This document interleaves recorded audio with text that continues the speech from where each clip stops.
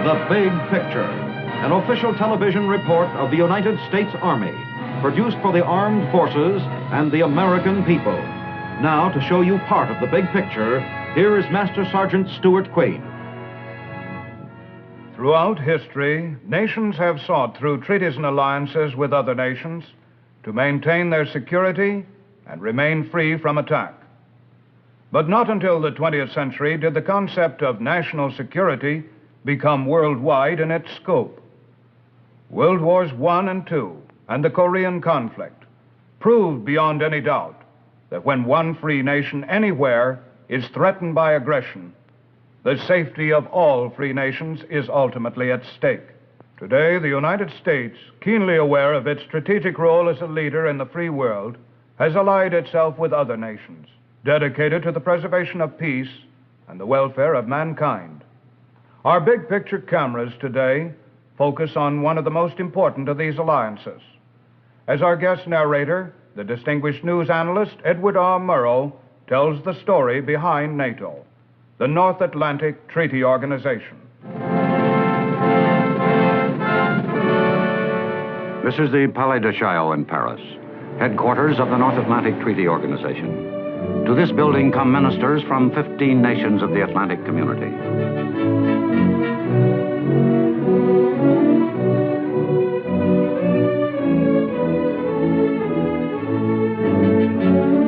They speak different languages, have different cultural backgrounds. The countries they represent vary in size from very small to very large.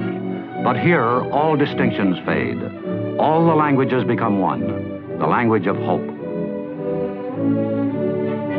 Why do these nations ally themselves with NATO? Why NATO? And why must this organization continue to exist?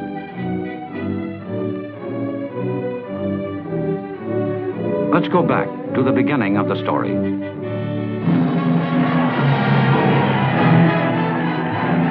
In May 1945, the war in Europe came to an end.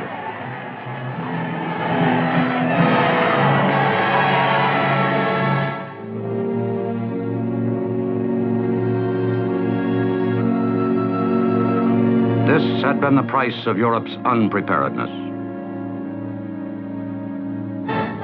But in May 1945, our hard-won peace seemed at last secure. A few days before, Allied forces from the West had joined hands with the Russians from the East. Their statesmen had met cordially at Yalta and at Potsdam. They had agreed that the countries they had occupied should be truly liberated and that freely elected governments should be set up as soon as possible. Within a few months, the countries of Western Europe and Scandinavia were free and independent. But for the countries occupied by Russia, Stalin had other ideas. Throughout Eastern Europe, elections were held. But the Russians had placed the communists in key government positions and in the secret police. Within a short time, the non-communist leaders had been liquidated. Russia had swallowed up 8 European countries without firing another shot, other than those of the execution squads. Great Britain and the United States protested that these countries had been coerced by threat of force and that Russia had broken her treaty. But Russia ignored the protests. Stalin knew that the greater part of the Allied forces had gone home, leaving their arms to rust in the fields of Europe. In the West, men were impatient to be demobilized. The war was finished, and they had other work to do.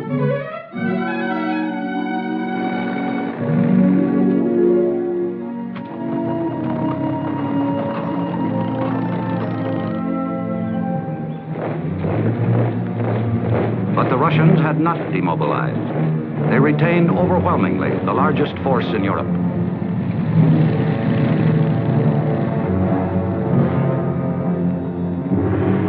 The small group of men in the Kremlin had long ago dedicated themselves to the spreading of communism by all possible means.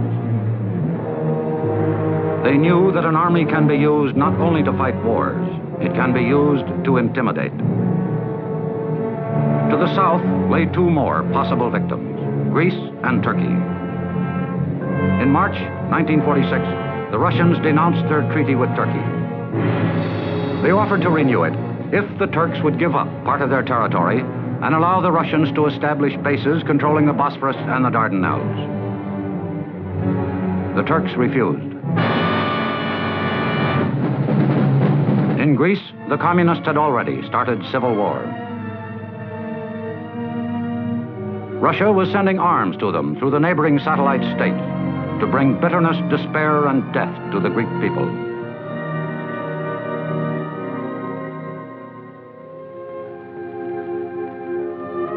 If Greece and perhaps Turkey were not also to be swallowed up, help had to come from the West. At this crisis, in March 1947, President Truman asked the United States Congress in an historic speech to modify its traditional policy of neutrality. I believe that it must be the policy of the United States to support free peoples who are resisting attempted subjugation by armed minorities or by outside pressures.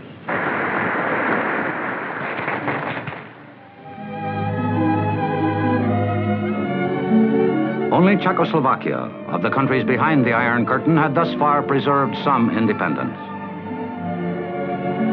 After the war, the Russians had had to reckon with the popularity of President Beneš and his Foreign Secretary Jan Masaryk. They were liberal-minded men who believed that it was possible to be friends with the communists without succumbing to them.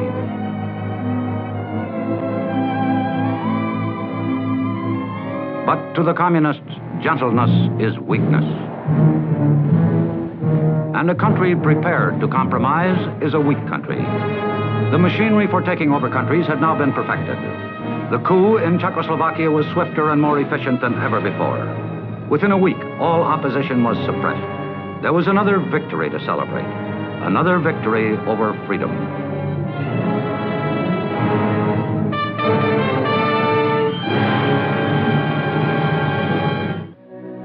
President Beneš was allowed to retire to his country house. He died there, a broken-hearted man. One morning, on the stones under his bedroom window, Jan Masaryk was found dead.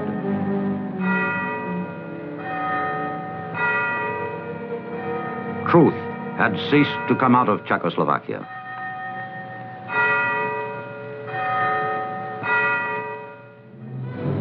The nations of Western Europe were forced at last to realize that they must combine to protect their own liberty.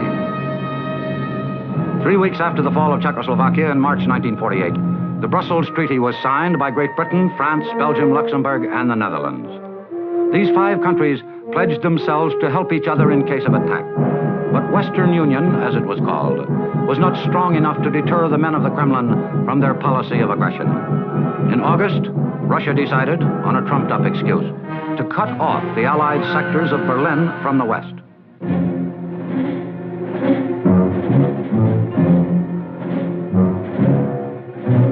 Trains, barges, and road transports were stopped. The United States, Britain, and France were responsible for 2.5 million people in Berlin. Now their food and fuel for their homes and factories could no longer be brought to them overland, unless with armed protection and at the risk of war. It seemed that they, too, must be at the mercy of the Russians, but the governments of the West did not give way.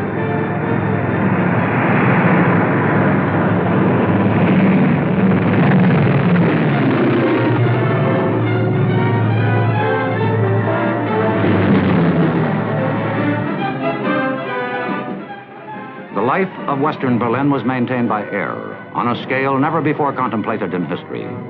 Each day, the prestige of the West rose.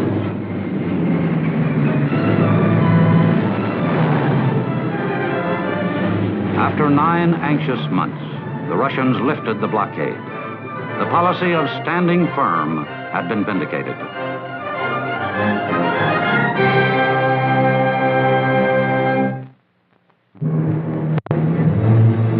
The Russian cynical blockade of Berlin had brought Europe to the brink of war.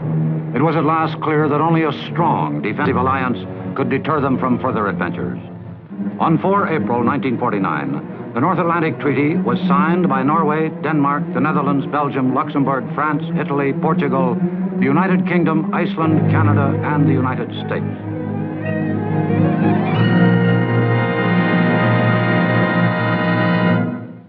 This union of 12 nations became known as the North Atlantic Treaty Organization, or more simply, NATO. They were sworn to stand together against aggression. An attack against one would be an attack against all.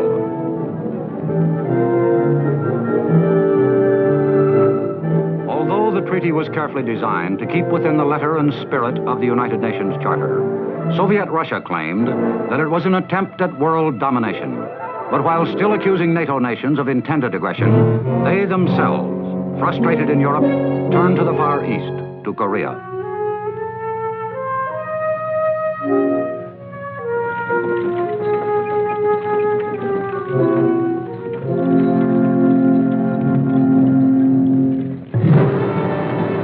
The United Nations sent an army to Korea under a single command to hold the aggressors at bay.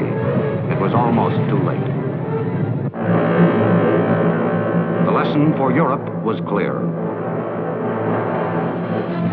In December 1950, the North Atlantic Council decided to give to a single commander, General Eisenhower, sufficient authority to organize, equip, and train an integrated NATO force for the defense of Europe.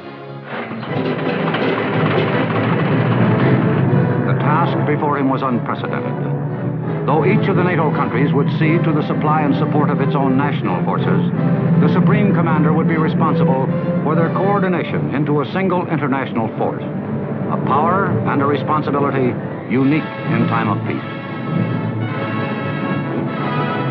As he put it, he would go knocking at the door of each country and ask, "Tell me what you are willing to do for the defense of Europe."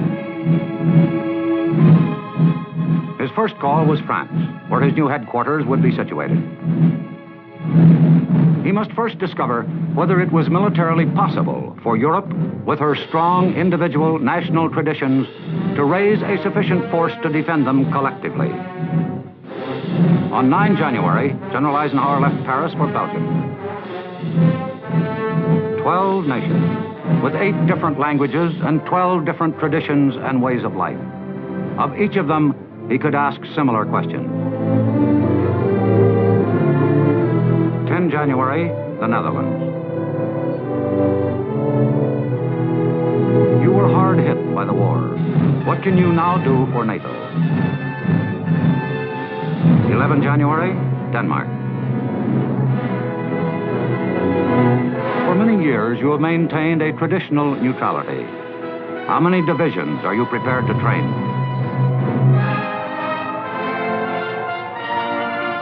12 January, Norway. Your mountains require a special form of defense. Could every able-bodied man be mobilized if war came? 13 January, Great Britain.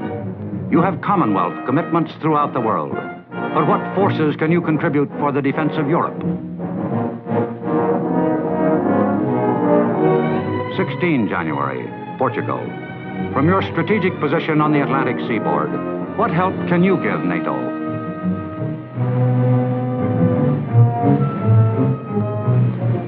18 January, Italy. Are you prepared to rebuild your Army, Navy, and Air Force up to the limits set by the peace treaty? 19 January, Luxembourg. You're a small country with a great steel industry. How can you help rearmament?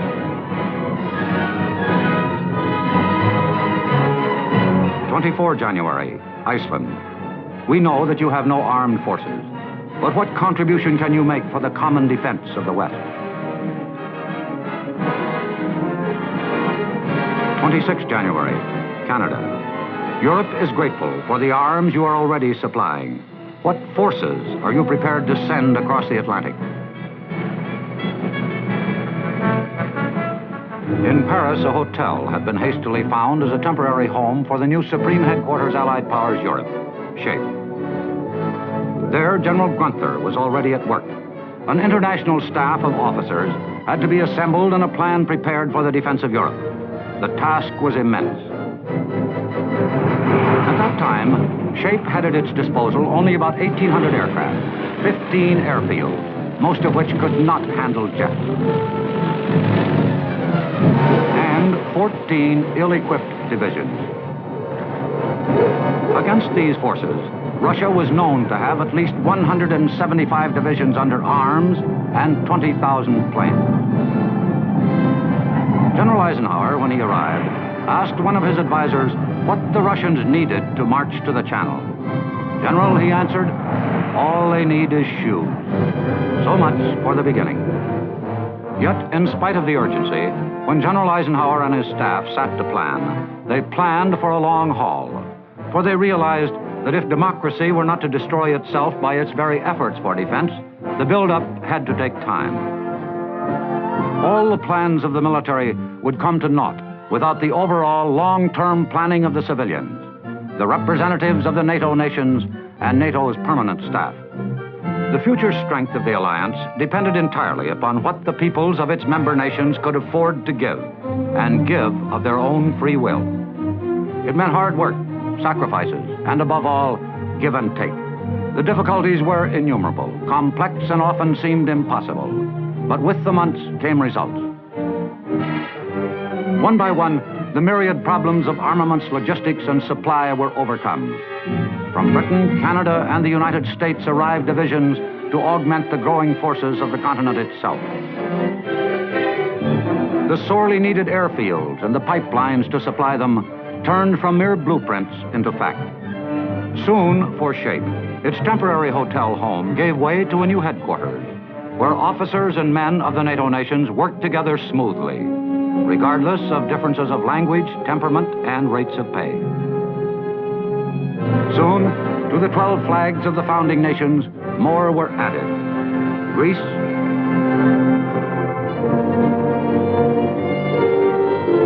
Turkey,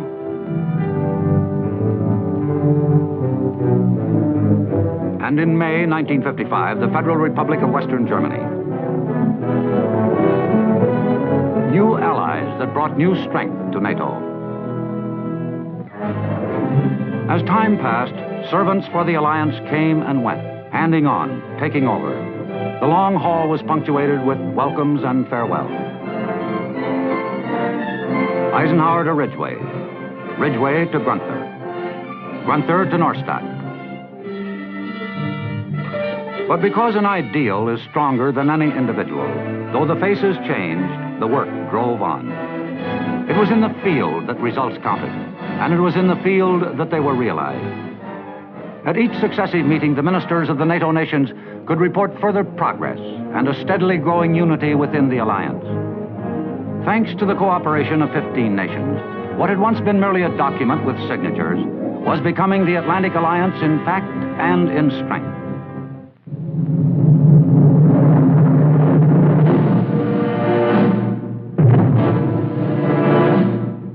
Steadily, the clouds of fear that had hung over Europe were lifting. Vigilance and readiness were paying off. Surprise and disunity amongst his victims, the strongest weapons in any aggressor's arsenal, were no longer available to him. Each day found NATO stronger, more prepared, and more confident. Though the strength was not yet what NATO would have liked, already a would-be aggressor must count the cost. For now, should attack come, the Atlantic allies could call in their defense not only upon conventional weapons, but also upon a whole new arsenal.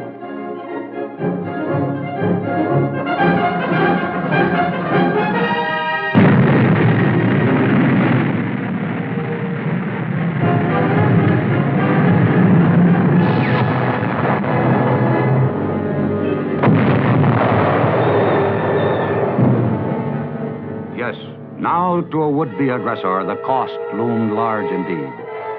Now they would need far more than shoes. NATO's strength was such that by 1955, West could meet East at Geneva on equal terms.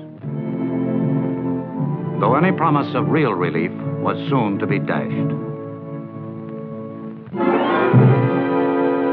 This was Hungary in 1956. This was Budapest, exhausted by Soviet domination and denied their freedom, the people of Hungary rose in protest.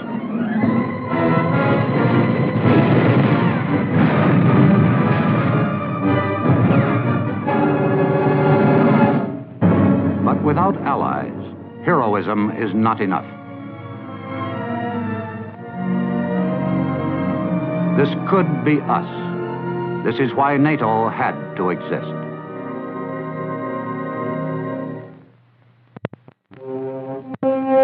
The members of the North Atlantic Treaty Organization, gravely concerned over increasing Soviet military power, gathered in Paris in December 1957 for a crucial conference.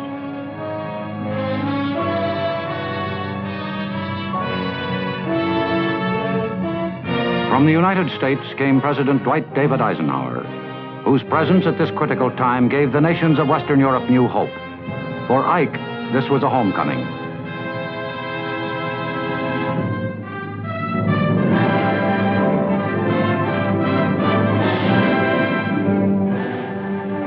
At the headquarters of SHAPE, the military arm of NATO, located outside Paris, the former commander of the North Atlantic Military Forces, now president of one of NATO's most powerful member nations, declared his mission before the large crowd which had gathered to greet him. Frankly, I came out here because of a special kind of sickness, one that afflicts the aged and the young, homesickness. I was homesick to see this home that was built for Secker and his staff, an agency of NATO. This home was built by a great number of nations to be the headquarters of that military shield that must always belong to NATO so long as there is any menace to the freedom of the Western nations. And now, once more, at the Palais de Chaillot, which housed the Western world's hopes for peace, they gathered. The men of goodwill who bore their people's mandate for freedom.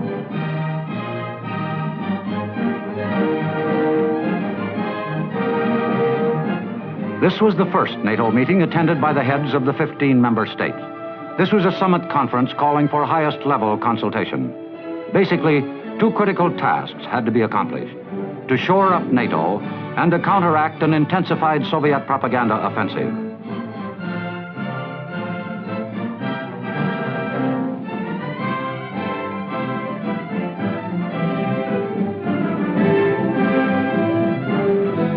A major interest of the United States in the NATO meeting was the question of integrating into Western defense the intermediate-range ballistic missile as a deterrent to the Soviets, whose long-range missile had for the moment thrown a shadow over the world.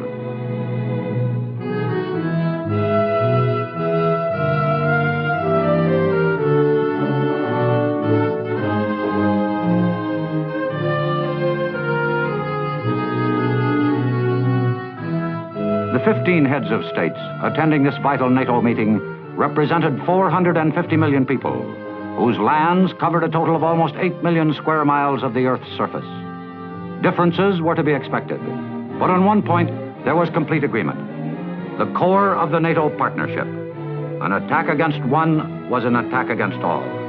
In order to live in peace together, all were resolved to defend themselves together if necessary. Many of the nations of Western Europe felt that political, not military action was the answer to the latest Soviet threats.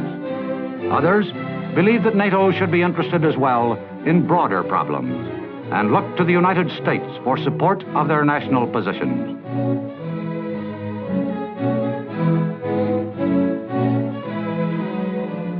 President Eisenhower's words were the high point of the conference. There was no mistaking Ike's sincerity and determination as he spoke. We have demonstrated a will for the spreading of the blessings of liberty. Within the last 15 years, our nations have freely granted political independence to 20 countries with populations totaling 800 million people. Within our societies, we manifest so that all can see the good fruits of freedom. those fruits do not consist of materialistic monuments, which despots have always been able to exhibit. They consist of providing the simple things all men want: the opportunity to think and worship as their conscience and reason dictate, to live in their homes without fear, to draw together in the intimacies of family life, to work in congenial tasks of their own choice, and to enjoy the fruits of their labor. These are the most precious manifestations of freedom, and we have the collective power to defend and spread that freedom. Freedom has not failed us. Surely we shall not fail freedom. Perhaps the chief result of this summit meeting was the expansion of NATO into a broader, more realistic alliance, in keeping with the ever-increasing complexity of problems facing it. A special responsibility rested on these representatives of the Atlantic community. Within their lands, freedom first had its birth. Within their borders lay 3/4 of the world's institutions of higher learning, and the title, deeds, and monuments of Western culture and civilization. To the men who met at this summit conference of NATO, there was no doubt that the North Atlantic Treaty Organization must continue stronger than ever. For the existence of NATO is an assurance that each new dawn breaks over our family of nations at peace, over the countryside, cities, and homes of a community of peace-loving peoples, over London and Liverpool, Paris and Marseille, New York and San Francisco, Montreal and Vancouver, over Athens, Istanbul, Rome, Lisbon, and Reykjavik, over Antwerp, Bonn, and Luxembourg. A bond welding the old world and the new. An assurance that 450 million people remain free to live their lives as they wish to live them. To protect and preserve by vigilance and readiness. These are the aims of the Atlantic Alliance. An alliance for peace. Today on The Big Picture, you have heard the distinguished news analyst Edward R. Murrow tell the story of NATO, the North Atlantic Treaty Organization. The United States, as a founding member of this vital international body, has demonstrated to the world the importance we place on the closest association between the members of the Atlantic community. Now, this is Sergeant Stuart Queen, your host for The Big Picture. The Big Picture is an official television report for the armed forces and the American people. Produced by the Army Pictorial Center. Presented by the United States Army in cooperation with this station.